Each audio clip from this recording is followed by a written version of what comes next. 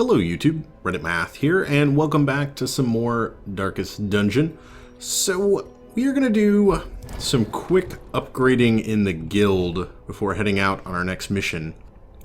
And the reason for that will become obvious pretty quickly. I want to go ahead and pick up Battlefield Medicine, and then that pop-up is letting me know that we can remap our skills, which I already knew. So, from the back ranks, Noxious Blast does the front, Plague Grenade gets the back, Boldening Vapors, Disorienting Blast.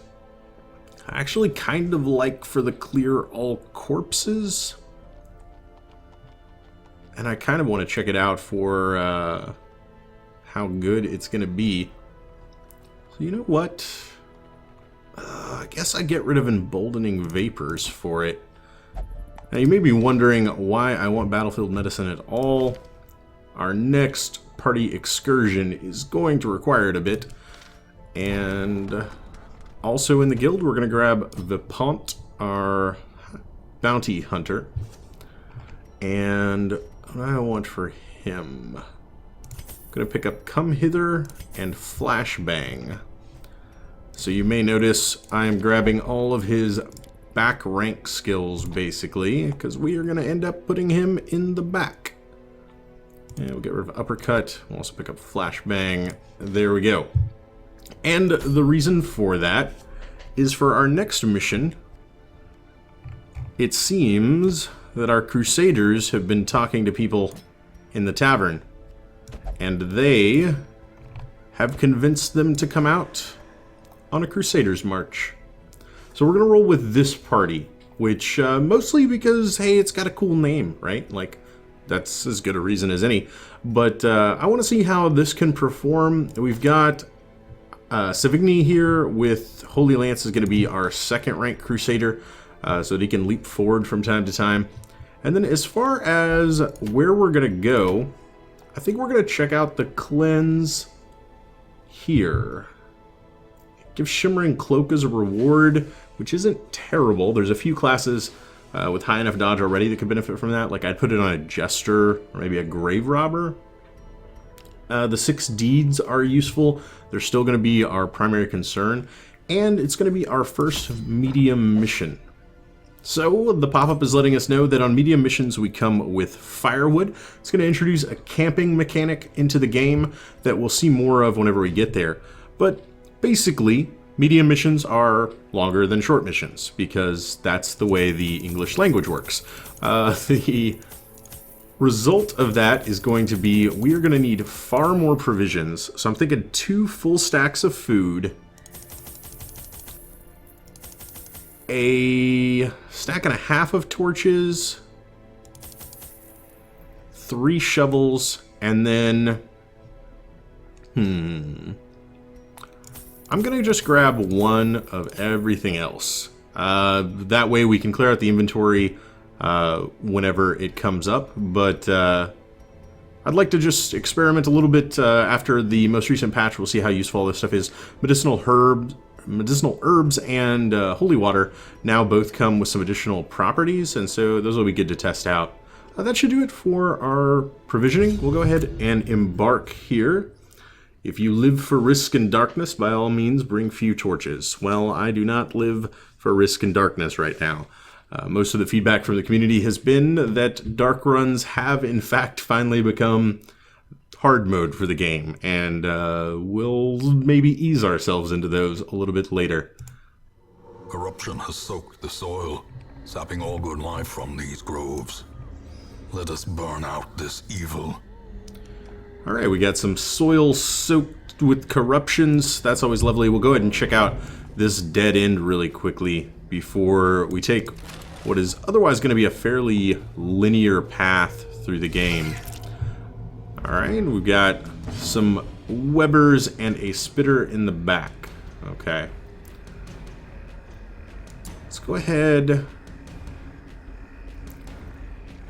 I guess we should Plague Grenade the back rank. Or, no, you know what? That's not right. We'll Plague Grenade him. It. Whatever. And then I'm thinking we'll add a bleed effect if we can, but we can't. 20% bleed resist. Totally just shrugged it off. Ugh. Alright, a little bit of blight. We get the curing blight pop up. Since it's only doing 1 per round, I'm not super worried about it. At least not yet. And since that guy has already taken his action, I'd like to try to get him out of the way. Alright, that went pretty well. That went less pretty well. Another poisonous bite. Oh, thankfully, with the resist. And let's go ahead and come hither. Pull them to the front, making them very easy to get rid of. And if I can get the blight, I can. That's going to do it for that guy. Alright, and that's basically the end of the fight. Before he'll be able to act again, he will die. So I'm going to go ahead and battle heal Sauvigni here, just to counteract the damage we've been taking from that blight. Prodigious size alone does not dissuade the sharpened blade. Alright, that actually went surprisingly well. Considering we don't have, like, I mean, our dedicated healer is technically Fitton here with Battlefield Medicine, which only heals for 1, although it does clear status effects, which will be nice. One of the reasons to remember to bring plenty of food anytime you're not going to bring along either an occultist or a vestal, then you know, you can try to supplant not having a healer with just kind of having a DPS tank, meaning you do damage fast enough that you don't have to worry about taking damage. Alright. Some ectoplasms. Can these guys be blighted? They've got 60% blight resistance. That's not exactly a small number. Give it a shot. Didn't land it. Not exactly unexpected. Let's go ahead and totally miss with a flashbang. Okay. Be gone, fiend. Nah. If as long as we can attack first, if we can hit that, yeah, that's gonna take care of him. It's interesting, the ectoplasms fights can kind of spiral out of control due to their ability to generate more of themselves, but it can also be fairly straightforward. And my kleptomaniac friend here, Renauld, grabbed the pack for us, but it didn't really matter. There was just a map inside, and I could always appreciate the extra mapping. Go ahead and pop a torch before heading into this room. Okay. Ooh.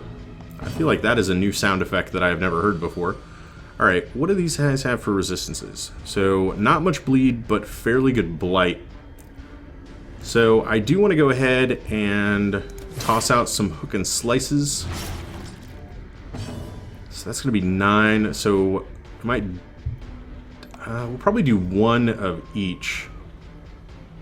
And then, with such a large blight resistance, we'll give it a try, but yeah, that was probably a wasted turn. Ow. Okay. Let's see if we can get you at least down. He's at least in range where the bleed will kill him now. That's something. And then we can start focusing on these guys up front. Good dodge. Not such a good rain of blight. About to break. Meh. Alright. We'll go ahead and toss out another hook and slice for the non-bleeding fungal artillery in the back here. Very good. That's going to soften these guys up by the time our damage dealers can get to them. They're going to be ready to just be finished. You know, it's really not that helpful if you start marking multiple people, because the whole point of marking them is to target specifically, and now you're just kind of spreading it back out. Good job, AI. Now, I'm going to go ahead and Battlefield Medicine just to get rid of the blight drain on him, and then start working on this fungal scratcher here. Alright. while we're finishing this up, to go ahead and kind of talk a little bit about the way the camping is going to work. Basically, my strategy here is I want to wait as long as possible to use it, with the idea being... okay, just shuffle single.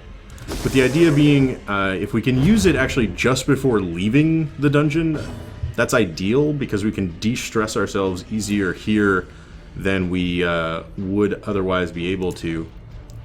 Try to get a flashbang stunned, resisted... Oh, interesting. Resisted the move, but took the stun. That's going to be my interpretation anyway. Awesome. And this fight is pretty much over. Perhaps the turning point. This guy's stunned. This guy's going to die before he can act again. All we really need to do is do one more point of damage, and then these guys are out of here. The greater the glory. Yep, stunned. Get it. I guess we can re-flashbang. Stuns again. Fairly cool. We might as well battlefield heal somebody. I guess yourself. Hey, it's 1 HP, but, you know, 1 HP is 1 HP. You never know. So yeah, we'll be trying to hold off on using the firewood as long as we can. This is a slow and insidious killer. Coffin. What would benefit from a coffin? A shovel? Nope. And wasted a shovel. Slightly ajar. I guess we just check it out. Hidden treasure. Nice. We got some extra deeds and a little bit of cash money. Alright, and then the rest of this is going to be pretty straightforward. We'll just hook around here, and then it's one long linear shot through the rest of the dungeon. Now this actually is a shallow grave. Now, scouting tells us we're going to need a shovel right there. I'm just going to go ahead and use it. I resisted what would have otherwise been poison. Okay. Trap, disarm, out of the bounty hunter. Alright. I figured I didn't want to get down to just one shovel, knowing that I was going to use one there. I mean, there's a decent enough chance there will be another thicket somewhere in the rest of this. Our torchlight is getting a little low. Alright. So, yeah. I'm playing better safe than sorry. Man, I hate running into those thickets when you don't have a shovel. It's 20 stress, like, across the board. Everybody takes some damage. It's awful. It's just awful is what it is. Alright, so these guys all have good blight. He has good blight resist too. Man, all of these guys do. Well then, I guess we just try for the plague grenade. The 40% chance on 2 targets, I feel like it's not a complete waste of a turn. Although, yeah, it went out pretty well, as you can see. Almost wish the Rapid Gnasher would have acted first, so I could have just cleared the bleed with some battlefield medicine. Bandaging. Let's go ahead and... so let's say 2 HP. We'll go ahead and use it. We did just pick up a bandage recently. Toss out a hook and slice. The bleed skill's definitely better in the Weald than Plague is. Obviously my speaking and reading abilities at the same time are a little subpar. But the bleed is having a much better impact in the Weald than the blight is. Given the opportunity, I should probably have given my Plague Doctor Incision for that very reason. Oh, wow, a dodge and a miss. Okay. As she would probably have been more effective trying to just bleed people. Right, blight.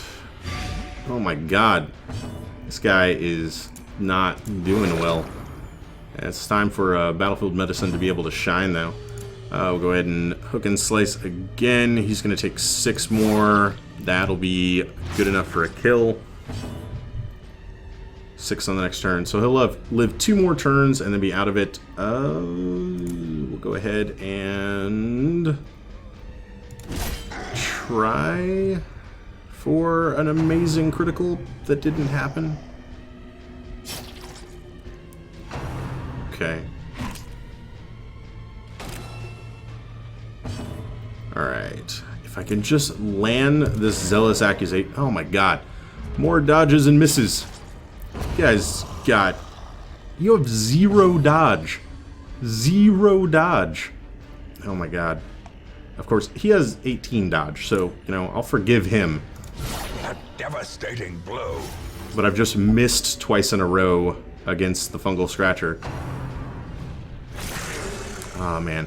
I hate the Rapid Gnasher. Like, their high dodge stat and the bleeding, they're so annoying. They're like the damn bats of the Darkest Dungeon, basically. Well struck. Thank you.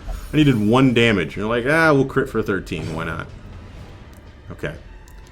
I could protection, mark target. I'm already marked. I could heal, or I could just smite you into oblivion. I feel like that death sound is new too. It was pretty cool, or I've just never noticed it before, one of the two.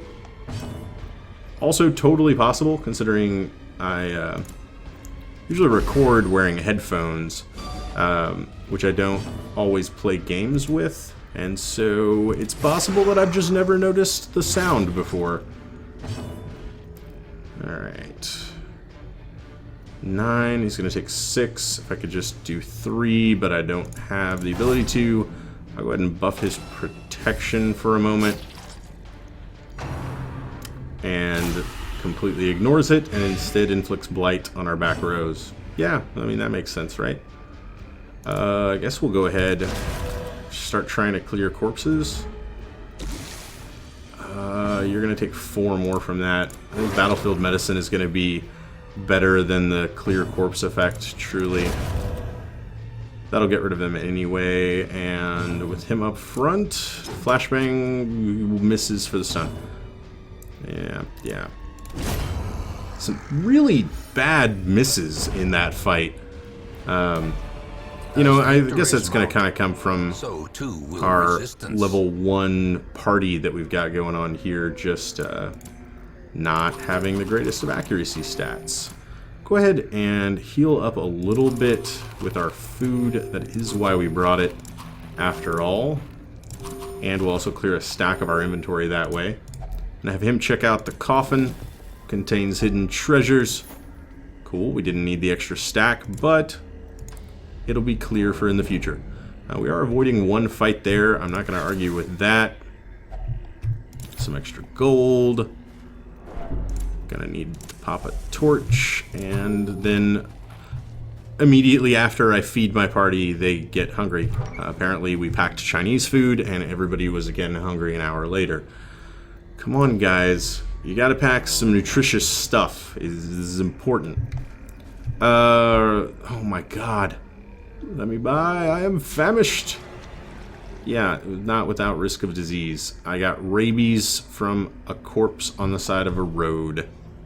This is why you don't randomly eat raccoons you see on the highway, guys. Spirits are lifted, and purpose is made clear. Old tree. I can never... Okay, this is either anti-venom? Yeah, there we go. Glittering gold. Alright, not bad, not bad. Baubles, paid for in blood. I have not paid for them in blood. I paid for them using an anti-venom. That's not the same at all. Alright, we've got a room battle here. Some cultist brawlers. Oh, that I have surprised. Alright, you guys just prepare yourselves to be obliterated very quickly. Oh, man. So the crit on the blight proc actually extended the blight duration. That's new. That's gotta be new, or I am completely oblivious to how the game has always worked. It's one of the two things, but I'm pretty sure it's new. There was a lot of stuff in this patch, like, specifically designed around making damage over time stuff just be better. Like, increasing damage overall, debuffing some other abilities, so like, basically increasing protection across a lot of enemies and making them a lot tankier. Oh, that's not the greatest thing. So that damage over time was the best way to kind of bypass those tanky characters. But all in all, they've really put Blight and Bleed into a pretty good place.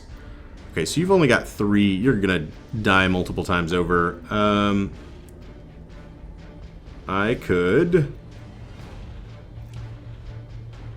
target that guy.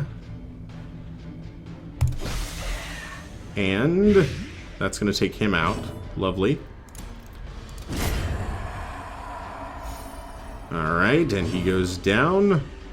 Go ahead and hook and slice for the back row again, as I can still use that from the second rank, which is pretty awesome. He dies. They all slide forward. Nothing I can do from the third rank.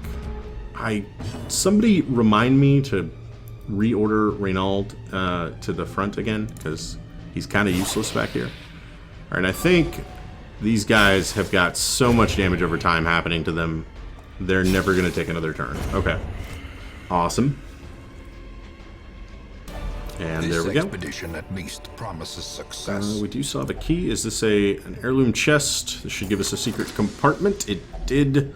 Awesome, and even more deeds. Now, let's remember to swap those guys more often. Sauvigni, oh my god. Sauvigni, of course, having the Holy Lance ability and therefore wanting to be behind Renauld. Alright. And sack's contents are mine. Some more gold. Our first thorny thicket. To the spreading corruption. It still remains to be seen whether or not holding on to a shovel is going to be something that I needed to do for later on. Light's getting a little low. Oh, I've got tons of torches. There's nothing to worry about there. Okay. And nothing. Alright. We do have an upcoming hallway battle, and then our scouting is run out. So at that point, your guess becomes as good as mine. Oh my god! Stop doing that! Okay, well, I mean, I guess that time it worked out. But still, stop doing that. Basically, you know, those abilities are annoying. One, for the times when you don't want to interact with the curios. And two, they mean that you don't get any opportunity to use an item on them to try to enhance your curio interaction. Go ahead and get rid of that. She's got pretty low health, and so letting obliterated bleed and stuff just sit on her is something that kind of over time is definitely going to build up. I could stun, except I could also miss. I could zealously accuse, or I could also miss. Are you understanding yet why the Rapid Gnashers are like my least favorite enemy? They don't do much, but they're gonna do it forever as we just repeatedly miss these guys. I need a bandage. How badly do you need a bandage? You don't need a bandage. Stop your belly aching. Okay, 8 and 5, not too bad. More bleed. The other thing that they make super annoying is their Rapid Rush actually moves them forward.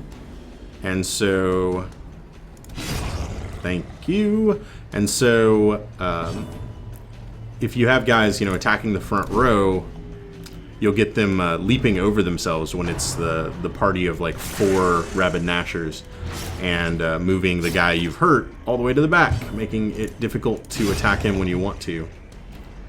Alright, got those guys taken care of. Our party is bleeding way more than I would like to. And considering we need to pick up this anyway, I'm going to go ahead and use the bandage there. I'll hold on to the rest of that and just move forward. Let's get our torchlight all the way up. I'd like to increase my scouting chance in this room. Yeah, for that very reason. Alright, so we only got to the next room, but we know we're going to have 2 curios and then a trap.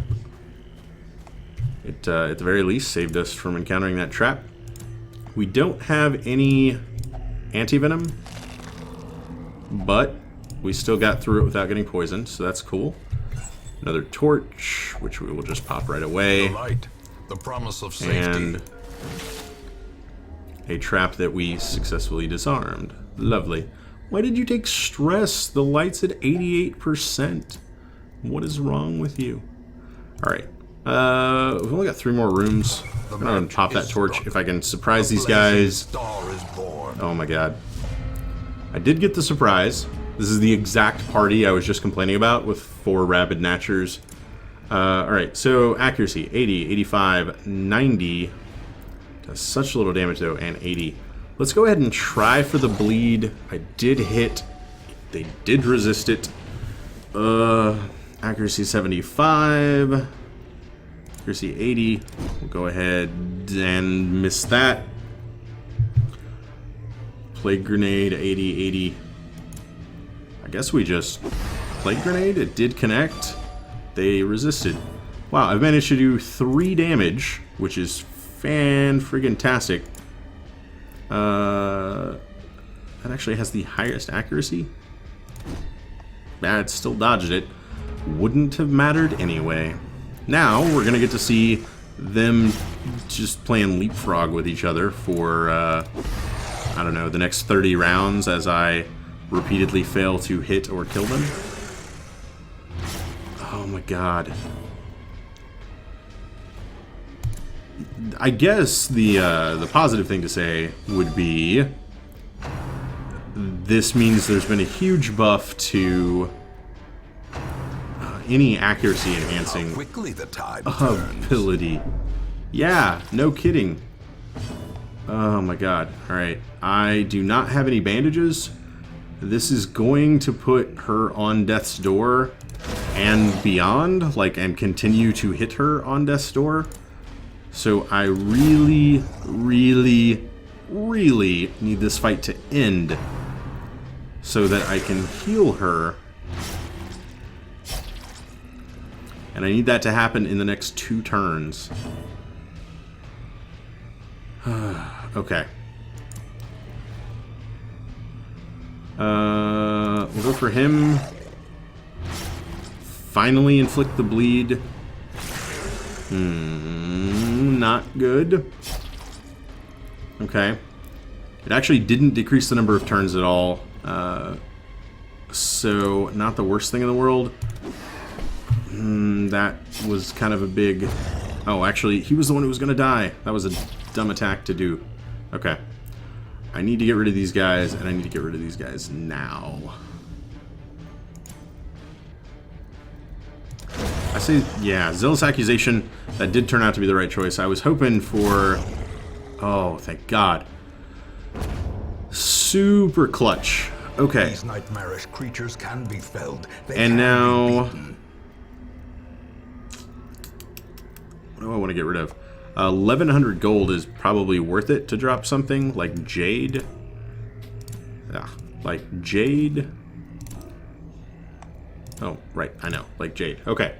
Now, so you are gonna be taking massive damage from that for the next 4 turns. 100% of room battles. It's not there. I've got to get all the way to the end. Okay. I'm trying to strategize any way out of this, and I am coming up with nothing except it is time to camp. Huddled together, furtive Alright. and vulnerable. So first time camping, in a I'm going to spend a maze. little bit of time kind of explaining what's going on. For those of you who have never played before, basically we get to pick how much food we're going to consume. If you consume none, you take damage and get stress. Consuming 2, which is like everybody takes half a meal, you'll gain nothing, lose nothing. 4, heals a little bit, and everybody takes their fill, heals and de-stresses, which is definitely going to be what we want here. Alright, and that's got her to 7. Man, she needs 12 healing. Okay. One of these guys contracted a disease, Sauvigni, and so I have never... tried this before because diseases have just become a thing, but I could try to heal that. Although Sauvigni does not need really any healing, but the 33% chance to get a disease gone. And it didn't do it. Okay. Well, that was something. Roll of the dice didn't work. Oh well. All companions heal and de-stress. We'll go ahead and zealous speech. And then wound care. Please remove the bleed. Did not remove the bleed. Anybody else have wound care? Nope. Okay. De-stressor, de-stressor, stress resistance buff, de-stressor. I guess we're going to go ahead and just de-stress. Largely with the thought of... Okay, she is out of danger of death's door from the bleed, which is something. Yeah, okay. It is possible, at least, that we find a bandage, like right here, for example. Yeah, that was a long shot. You'll also notice our torchlight comes back up to 100. There is also a chance of... Yeah, I bleed. I get it. There's also a chance of being surprised during the night and like awakening to an ambush. That did not happen to us, so yay. Okay. Go ahead and pop a torch. Nothing in here. I don't even really know why I would need a torch there, I guess, except to keep our stress from getting too high. And we did not end up ever needing that shovel. Sometimes a tree is just a tree. Okay. I'm gonna get all the way up to the room and then get rid of our torches. May we find victory. I'm gonna go ahead and do the resistance increase to her. And then that's really all to do before going in. Alright.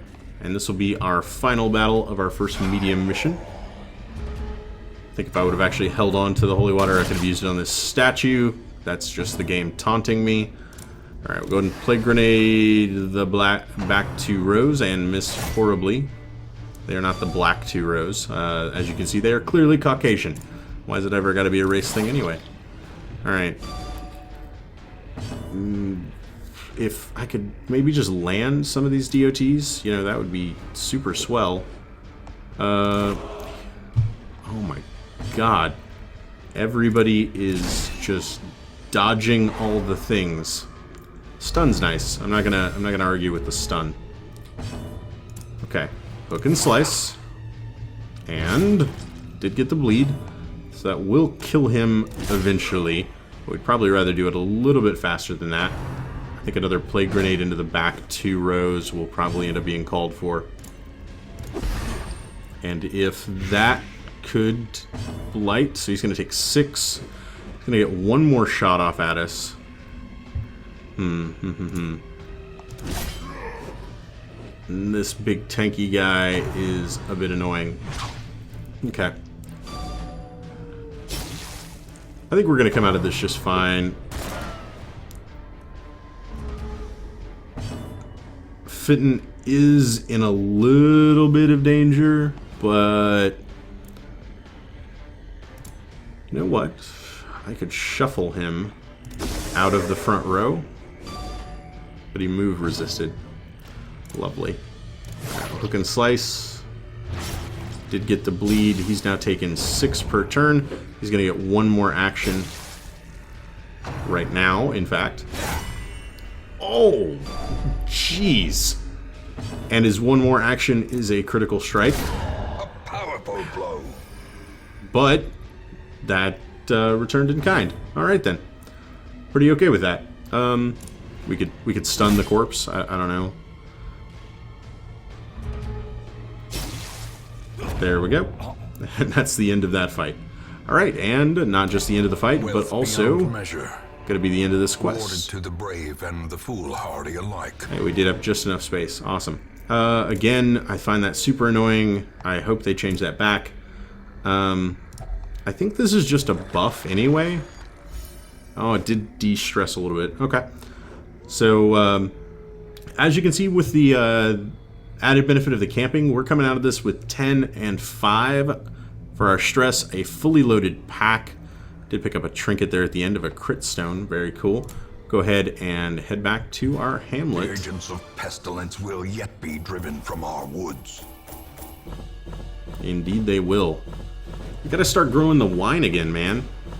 That's the real thing that's gonna get all the people to come back to our town, is us getting wine cranking. Oh, nice. That is a huge boon of deeds that I'm very, very thankful for.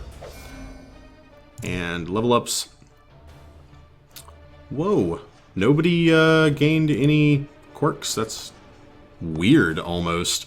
There's probably some very minor statistical chance of that, but that seems very improbable. And Renauld just became level 2, our first level 2 character. So we'll go ahead and get back to the estate. Nobody's going to need to do any de-stressing. My obsession caused this great foulness, and it is shameful that I must rely upon you to set it right. Shameful indeed. Let's see. Removed off guard. Removed a disease. Nobody else had anything crazy happen to them. And everybody, like our most stressed out character, has 14 stress. That's fantastic. We're going to go ahead and check really quickly here into the stagecoach. Mostly because we just gained the man-at-arms. So let's go ahead and pick one of him up, and we'll check him out really quick here. The raw strength of youth may be spent, but his eyes hold the secrets of 100 campaigns. And